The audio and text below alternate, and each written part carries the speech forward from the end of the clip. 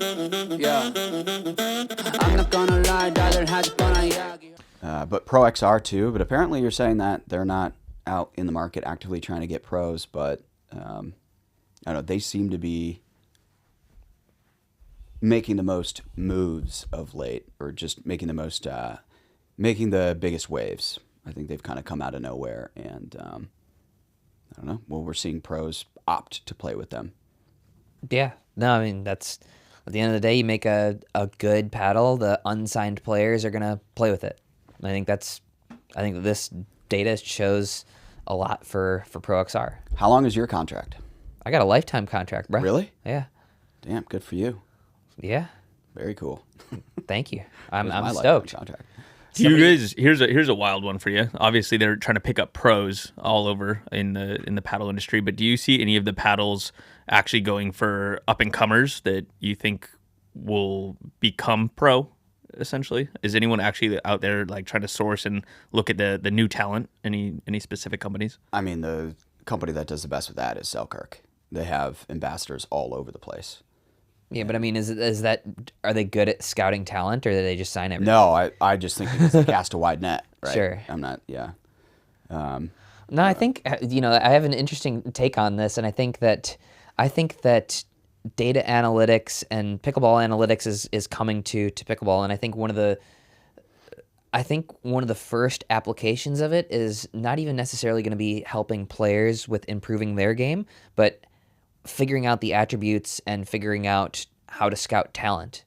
I think that one of the biggest users of pickleball analytics is going to end up being paddle companies looking to sign up and coming players. Mm-hmm. And so I think that almost like a GM for these different paddle companies is just as valuable, if not more, than a GM for some of these MLP teams. Yeah. For MLP, you're with them for 6 months to a year, but you might be signing a 2-3 year contract with these paddle companies. Right. So I mean, I think it's when you're signing people, you're signing them pricing in their ability for growth. Right. Right. Certain players get really big contracts right away because you think they're going to be good, of course, which makes some sense. That's what the movie Air is about. Air, I don't know this movie. The Jordan movie, like Ben Affleck, and it's about, and Matt Damon, and they're scouting Michael Jordan, and they sign him to the contract, and he's sort of, they're making a big bet on him, and then it makes Nike and Jordan into what it is, right? But I don't know this movie. In this, like, in terms of like signing the up and coming talent, the advantage goes to the brands who already have the most active signed pros, because how do a lot of pros or up and comers get contracts? They text their friends, right? Mm-hmm. So just by way of having more people signed to your brand, it's more likely that you'll get more looks at up and comers, just purely a volume play, right? Yeah, I can see it. Doesn't mean that that's maybe the correct way to do it, but that's probably the easiest way to do it. Well, like when you first got into pickleball, how'd you get your first contract? My first contract was with Prite. They paid for 2 of my entry fees, and they gave me some free paddles and clothes, and I was so stoked. But they're a Wisconsin-based company, so they were the first composite pickleball paddles. They're the first ones that moved from wood to whatever we have now, like plastic and stuff. Yeah. And they moved from either like Washington to Wisconsin. Yeah. And I would play games with the owners. They're like an OG brand. I feel like you could revamp that brand into something that's very cool, just leaning on the legacy of it. I think so. I mean, they still make very good paddles. Yeah, it's a nice little made in the USA company out of Wisconsin. Were they the first ones to use the materials from like Boeing? I think so. I don't know about that. Maybe. I can't recall. But basically I knew the owner, and then the second contract I moved from there to Onyx, and it was because I knew I think Althoff and Cassandra Gerke were with Onyx. So yeah, I suppose it is just.